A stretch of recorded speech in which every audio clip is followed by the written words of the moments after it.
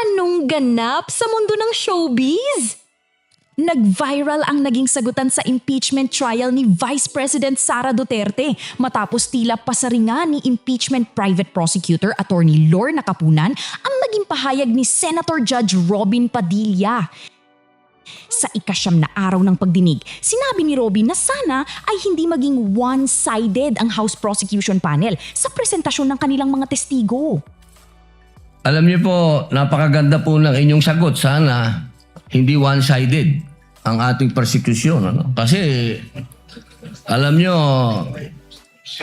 pag kayo ang pagpabor sa inyo, alam niyo, bawal po ang ginagawa. Kindly maintain Presiding order officer, within the bawal court. po ang ginagawa nitong nasa harap natin, nagkukomento. Kindly maintain order in the court. The Sergeant at Arms, by authority of the Senate President, is directed to kindly maintain Hindi po order in the sila allowed mag-ingay. Korte po ito. Thank you. You may proceed, Senator Judge. But, who was speaking? Ako po. You may proceed, Senator Judge. I was Padilla. interrupted. Ngunit mabilis itong sinagot ni Capunan at tinawag pa niyang quote for the day ang naging komento ng senador.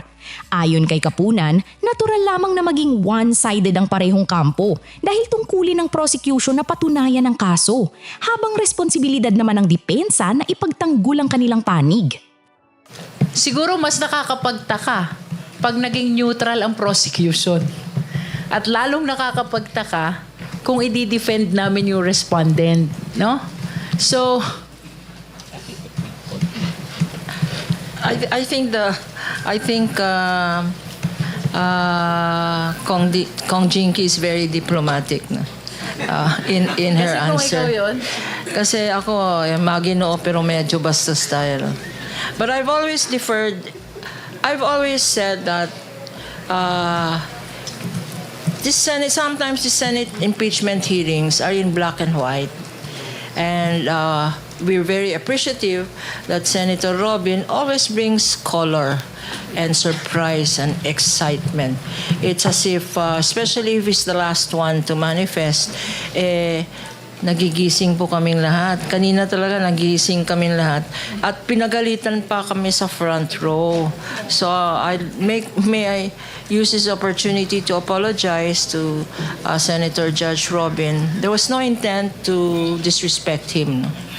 Kaya lang, syempre pag lawyer ka at nasa litigation ka, i-emote ka mag-i-emote ka, no? Alam naman nila yung, hindi naman emote na drama, pero it is an instinctive reaction. There was really no intent to disrespect him when he said, lalong-lalo na yung mga nasa front row, nagtinginan kaming ganyan. Yung pala kami yun, nasa front row. So, Senator Robin, sabi mo, kaibigan tayo, forgive na lang. Hindi na kami uulit dyan. Pero, the prosecution really is for the prosecution. And the defense is for the defense. Hindi ba? Ganon. As we say, it is the nature of the beast. Senator Judge must be the one who is neutral. Okay. Yung siguro sinasabing dapat neutral, that applies to Senator Judges. Nauna rito, kinwestiyon ni Senator Robin ang kredibilidad ng self-confessed Davao Death Squad member na si Arturo Las Cañas dahil sa umano'y magkakaibang pahayag nito sa iba't ibang pagkakataon. Iginiit naman ni House Lead Prosecutor Representative Jervil Luistro na sinigurado nilang walang nakabinbing kaso laban sa mga testigong kanilang iniharap at maayos na na-validate ang mga ito bago tumestigo. Sa ngayon, patuloy pa ring usap-usapan online ang naging palitan ni na Robin Padilla at Attorney Lorna Capunan sa gitna ng mainit na impeachment proceedings. Sa inyong palagay, may punto ba si Robin Padilla sa kanyang tanawagang maging hindi one-sided ang prosecution?